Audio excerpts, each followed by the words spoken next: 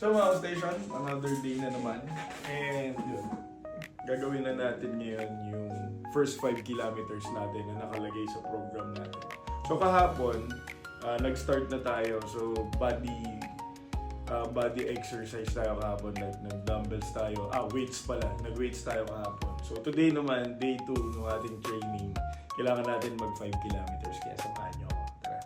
So before tayo tumakbo, mag-stretching muna tayo.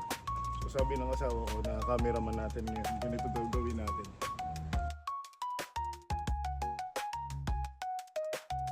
Paano yun? Close, pa ganun.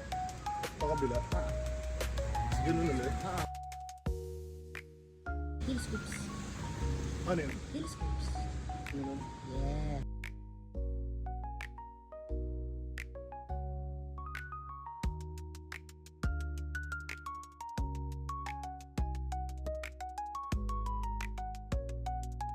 Sabi nila, dito raw sa village namin, pag nakasampung ikot ka, eksaktong 5 kilometers daw yun. So yun yung susubukan natin and sana maganda yung time natin. So i-record natin siya sa Strava.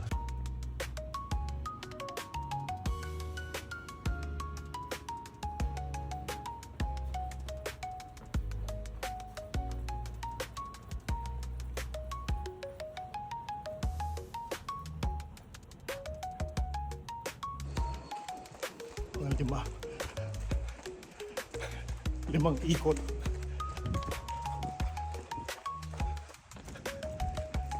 Last na.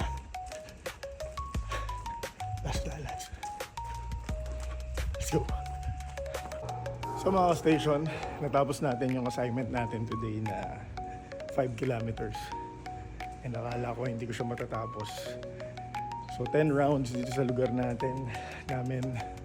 Nakakalimang ikot pa lang ako, gusto ko na sumuko pero push tayo, kaya natapos natin. So uwi na muna tayo.